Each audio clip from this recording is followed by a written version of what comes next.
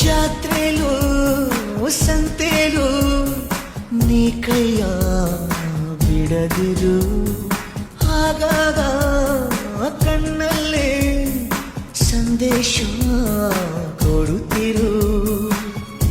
ಅದೇ ಪ್ರೀತಿ ಬೇರೆ ರೀತಿ ಹೇಗಂತ ಹೇಳೋದು, ಇಡೀ ರಾತ್ರಿ ಕಳೆದ ನನ್ನ ಬೆಳಕಿಗೆ ಕಾದು